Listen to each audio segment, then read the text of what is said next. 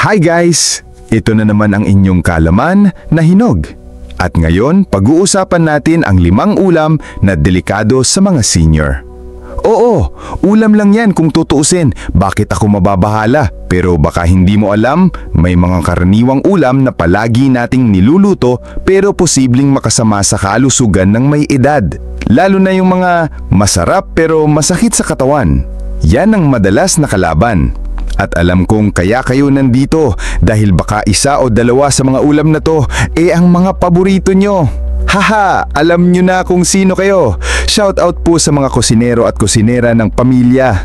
Kaya siguraduhin nyo pong panoorin ang video na ito hanggang dulo para makaiwas tayo sa sakit at hindi sa sarap lang umiikot ang buhay. Pang-una sa ating listahan, tuyo, daing at bagoong. Masarap, matagal masira at swak sa kanin. Pero delikado sa mga senior. Bakit? Mataas ang sodium o asin na pwedeng magpataas ng blood pressure.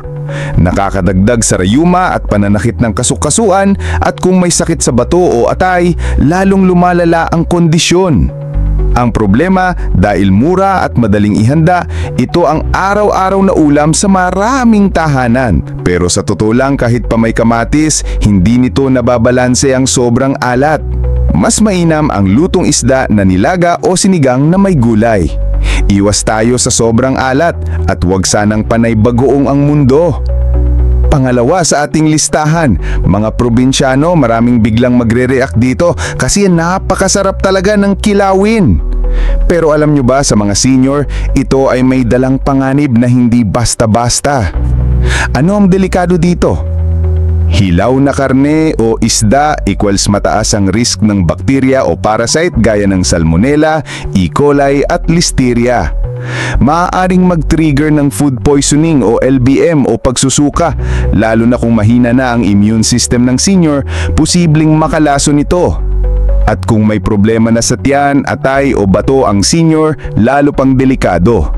Kung gustong kumain ng kilawin, siguraduhing malinis ang pagkakahanda, sariwa ang karne o isda, at mas mainam kung luto o blanch kahit konti.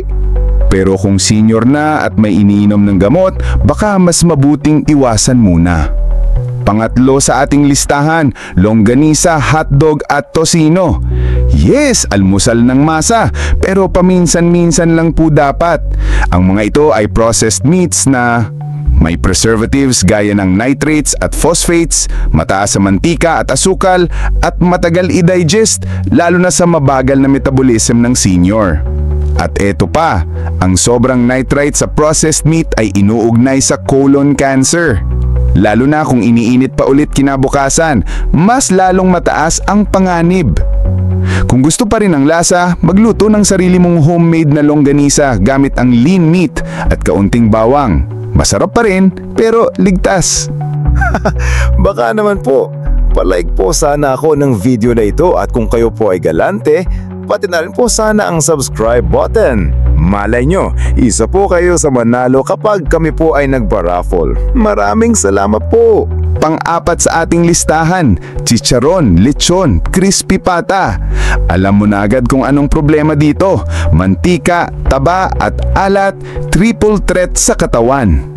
Oo, paborito ng marami lalo na kung may suka. Pero sa senior, ito ang panganib. Tumataas ang kolesterol, nagbabara ang ugat at posibleng mag-trigger ng stroke or heart attack. Lalo na kung may iniinom ka ng maintenance, parang winawalang bisa mo lang ang gamot.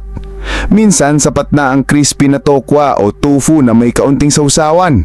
Hindi naman kailangang mawala ng sarap, ang mahalaga, safe sa puso. Pang-5 sa ating listahan, canned goods, corned beef, sardinas, meatloaf.